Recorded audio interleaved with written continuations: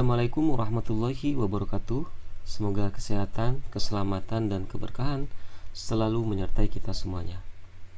Bertemu lagi dalam pembelajaran online pada kali ini. Mudah-mudahan apa yang disampaikan nanti akan memberikan sesuatu yang manfaat tentunya.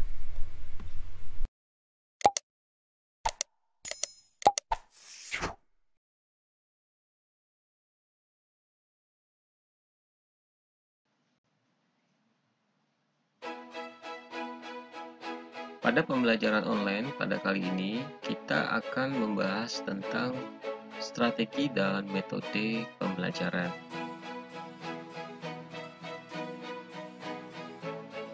Adapun yang akan kita pelajari nanti adalah mengenai macam strategi pembelajaran dan macam-macam metode pembelajaran. Seseorang belajar itu melalui panca indera. Setiap indera ternyata berbeda pengaruhnya terhadap hasil belajar seseorang. Sebagaimana gambaran berikut. Melalui rasa itu 1%, melalui sentuhan itu 2%, melalui indera pencium itu 3%, melalui pendengaran itu 11%, melalui penglihatan itu 83%. Jadi apa maksudnya di sini? Dalam memberikan metode pembelajaran maupun media pembelajaran, semakin banyak panca indera yang terlibat, maka semakin banyak pula pengaruhnya terhadap hasil belajar seseorang. Misalnya dikombinasikan misalnya dengan penglihatan ya, kemudian juga dengan pengalaman ya, misalnya dengan sentuhan, dengan rasa ya, maka itu akan semakin memperkuat ya, proses belajar mengajar seseorang.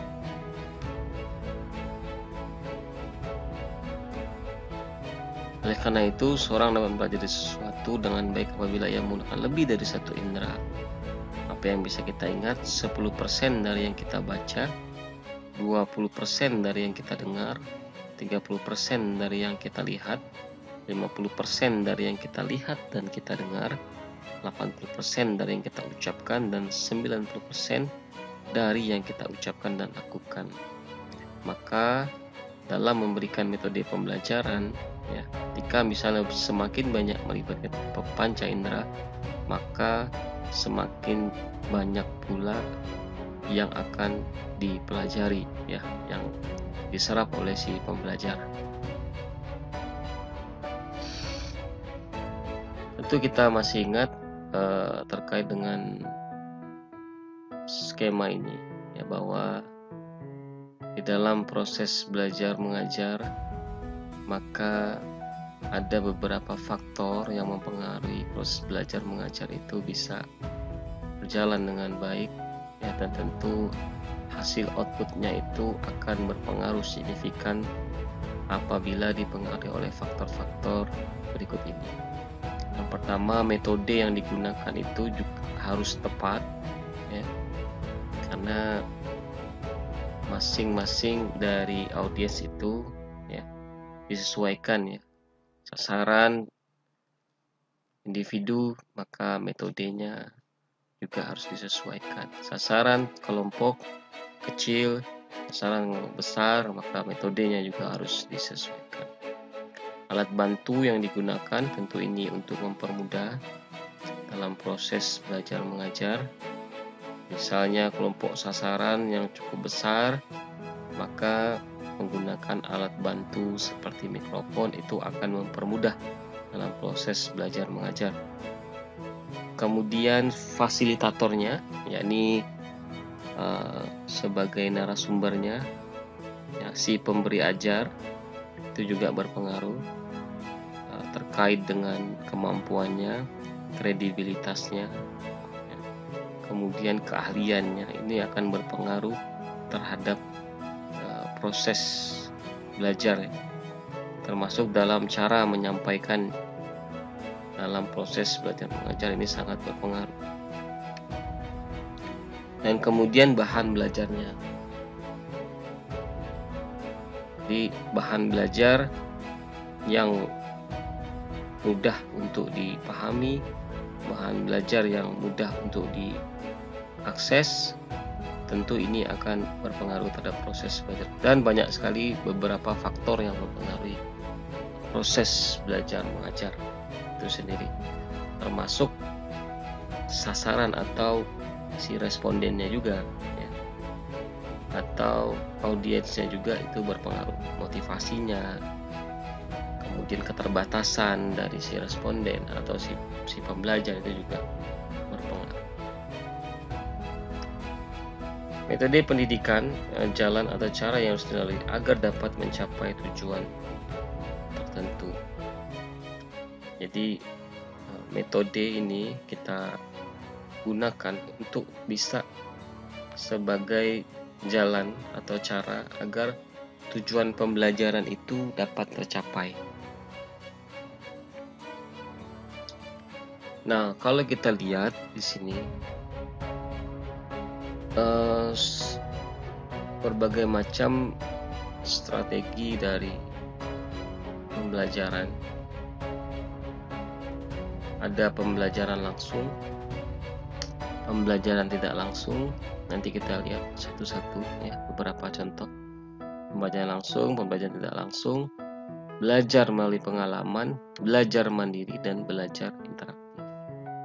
Dalam memberikan strategi ya dan metode, ini harus kita sesuaikan dengan sasaran kita dan juga terkait dengan kemampuan yang akan dimiliki oleh sasaran kita pada akhir tujuan pembelajaran. Sebagai contoh, misalnya kita ingin nanti si pembelajar bisa mempraktekkan langsung, ya, maka kita bisa gunakan strategi pembelajaran langsung dengan menggunakan metode demonstrasi. Nanti kita lihat masing-masing dari strategi-strategi pembelajaran ini dan beserta metode-metodenya. Baik, yang pertama kita masuk yakni strategi pembelajaran langsung. Kita lihat nanti ada beberapa metode-metode dari pembelajaran langsung. Strategi pembelajaran langsung di sini artinya si pembelajar ya bertemu langsung dengan si pembelajar ya. Si pengajar bertemu langsung dengan si pembelajar. Contoh beberapa strategi pembelajaran langsung yakni metode ceramah. Ini sini merupakan penjelasan secara langsung atau lisan, merupakan metode tradisional dan menuntut keahlian dari pembicara. Kelebihannya untuk metode ceramah ini mudah menguasai kelas, mudah mempersiapkan dan melaksanakannya. Cuman ada beberapa kelemahan, yakni mudah menjadi verbalisme ya. Jadi terlalu banyak bicara. Bila terlalu lama digunakan, terlalu lama membosankan dan tentunya menyebabkan siswa menjadi pasif. Nah, ini adalah kelemahan dari metode ceramah. Makanya biasanya metode ceramah ini dikombinasikan dengan beberapa metode-metode yang lain.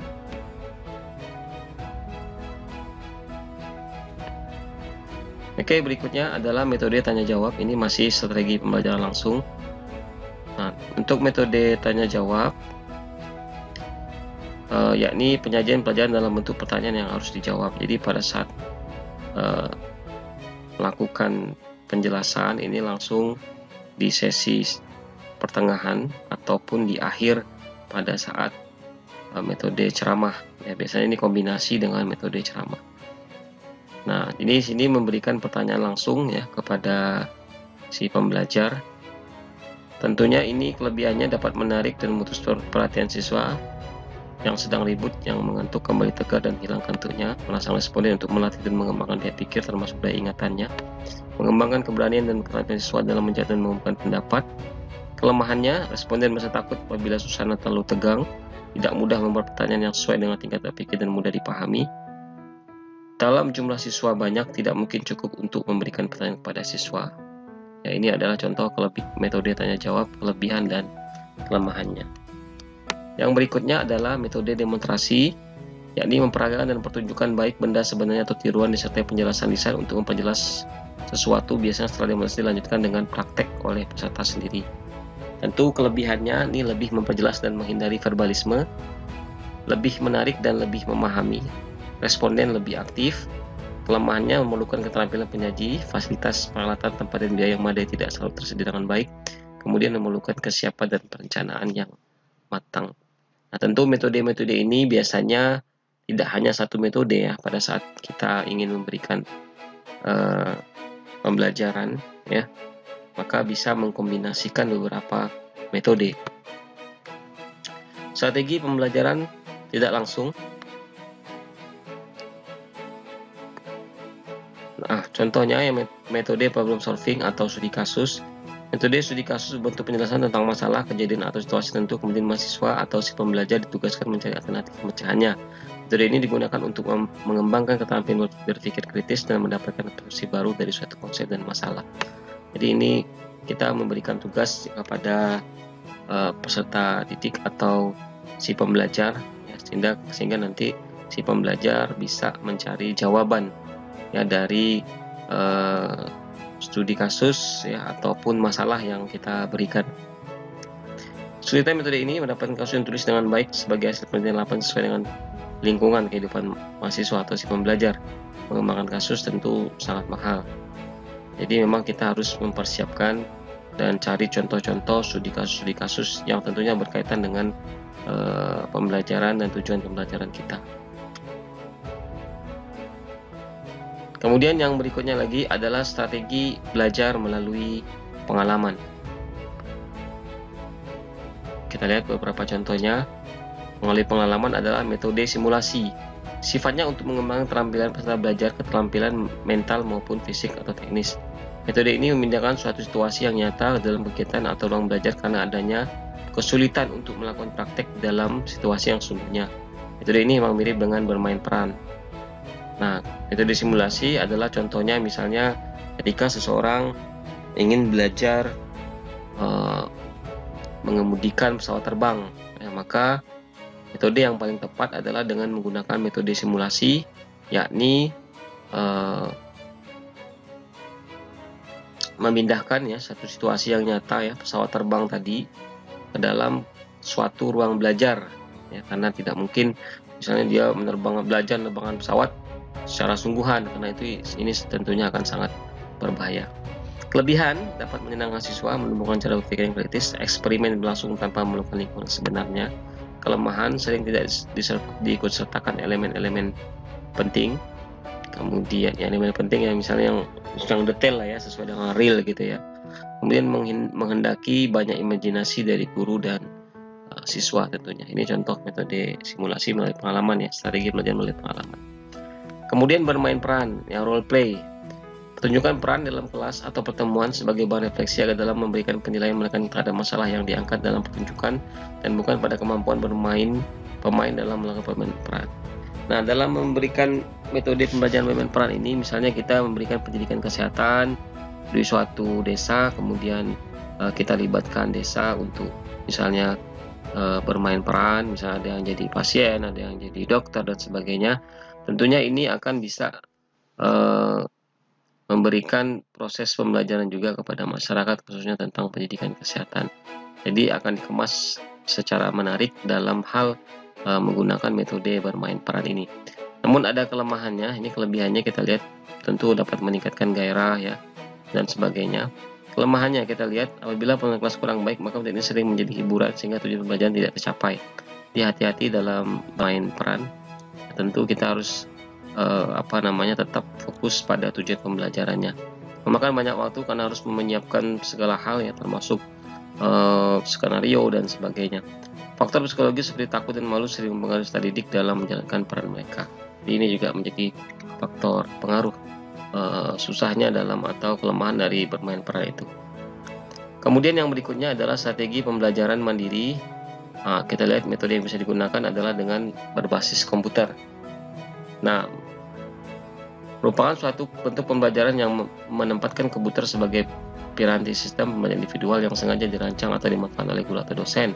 atau si pengajar atau si pelatih ya. Kontrol pembelajaran dalam pembelajaran bahasa komputer ini sepenuhnya di tangan siswa, student center. Nah, salah satu contohnya adalah dengan kita memberikan kepada siswa itu atau si pembelajar itu adalah CD interaktif ya. Jadi nanti mereka membuka CD interaktif kita. Nah, kemudian nanti mereka mempelajari. Kelebihan membutuhkan kebiasaan yang dapat memperkuat daya tanggap siswa terhadap materi pembelajaran yang diterimanya, memperoleh pengetahuan yang siap pakai. Kelemahan bergantung kepada hasil rancangan pembelajaran ya. Tentu itu juga harus bergantung kepada siswa. Kalau misalnya siswa tidak membuka CD interaktifnya, karena ini juga akan jadi masalah. Kemudian yang berikutnya adalah e-learning. Nah, e-learning yakni bentuk penggunaan media pembelajaran berbasis internet, merupakan kepanjangan dari E yang berarti elektronik dan learning yang berarti pembelajaran, sehingga dimaknakan secara pembelajaran elektronik. Dengan demikian maka e-learning adalah pembelajaran jarak jauh dengan memanfaatkan fasilitas elektronik yang menggunakan alat bantu teknologi komputer, jaringan komputer atau internet telekonferensi untuk jarak jauh. Modelnya secara online, telekonferensi langsung jarak jauh, atau offline, download bahan ajar dari portal guru atau dosen. Selama ini kita juga seperti menggunakan Classroom ya, kemudian menggunakan Google Meet, Zoom dan sebagainya. Itu adalah salah satu metode pembelajaran dengan e-learning. Ya, jadi untuk kelebihan dan kekurangan e-learning, di sini kita lihat ini kelebihannya ya. Dapat berkomunikasi secara mudah tentunya melalui fasilitas internet.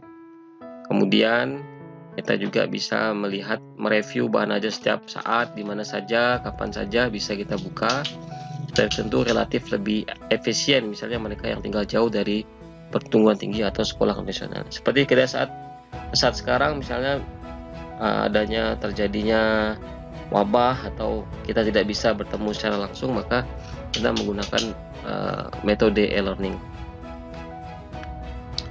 Nah, permasalahannya yakni masih ada kekurangan, yakni kemampuan menggunakan internet sebagai sumber pembelajaran. Ini harus ditangani dulu ya dari si pembelajarnya sendiri, atau si pengajarnya juga harus mampu menggunakan e-learning tersebut. Biaya yang diperlukan masih lebih mahal untuk tahap-tahap awal ya. Tentu misalnya kita melakukan telekonferensi dan sebagainya kan ya butuh proses ya, butuh data dan sebagainya.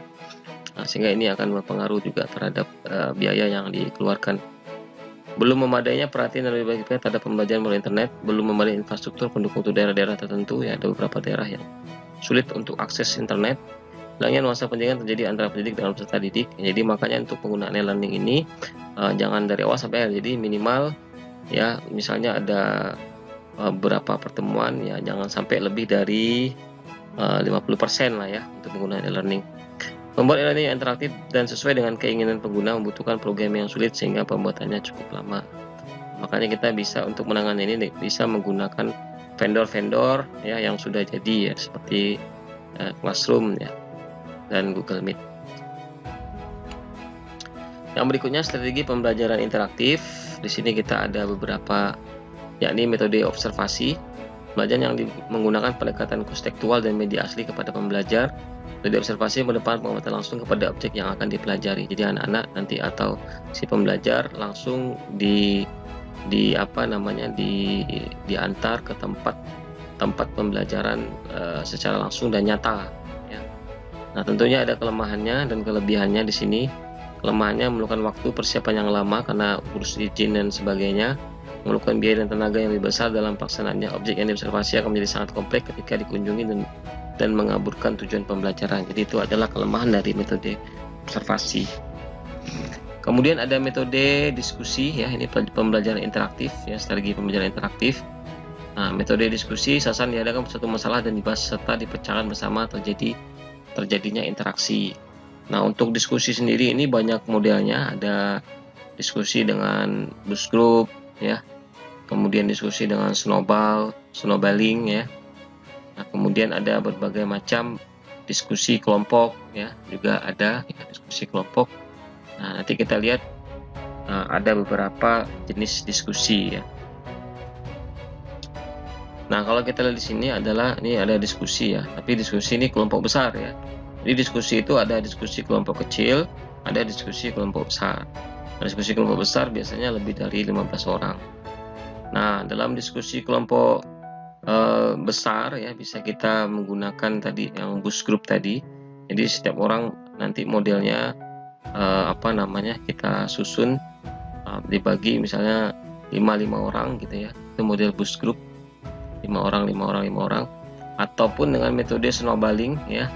Snowballing misalnya awalnya satu ya, lawan satu, kemudian yang satu ini suruh kumpul dengan yang 2 orang jadi 3 orang kumpul lagi dengan grup sebelahnya sampai nanti akhirnya membesar. Itu namanya snowballing ya, bola salju ya, dari kecil sampai akhirnya membesar. Nah, itu metode diskusi. Kemudian ada curah pendapat atau brainstorming ya. Nah, kalau metode curah pendapat ini adalah suatu bentuk diskusi dalam rangka mengimpun gagasan, pendapat, informasi, pengetahuan, pengalaman dari setiap peserta. Berbeda dengan diskusi pada penggunaan metode curah pendapat orang lain tidak untuk ditanggapi ya. Jadi pendapat dikumpulkan dalam flip chart. Jadi kalau bedanya dengan metode diskusi tadi, jadi semua pendapat orang itu yaitu nanti dikumpulkan dalam flip chart ya. Jadi nanti si pembelajar memberikan kesimpulan dari apa yang telah disampaikan oleh si pembelajar. Seperti contoh misalnya ketika saya ingin memberikan penjelasan tentang apa itu HIV/AIDS, kemudian saya memberikan semacam kertas selembar kepada Anda, kemudian Anda saya perintahkan untuk mengisi apa makna dari HIV/AIDS. Nah, nanti Anda isi sesuai dengan apa pendapat Anda gitu. Nah, nanti pendapat Anda ini saya tulis semua di sini. Nah, baik itu benar atau salah nanti kita bahas sama-sama pada saat semua pendapat telah terkumpul. Nah, ini maksud dengan brainstorming. Baik, itu saja yang dapat saya sampaikan hari ini. Kata bijak hari ini, pemenang mengatakan saya harus melakukan sesuatu, pecundang mengatakan sesuatu harus dilakukan. Terima kasih. Wabillahi taufiq wal hidayah. Alhamdulillahirabbil alamin. Wassalamualaikum warahmatullahi wabarakatuh.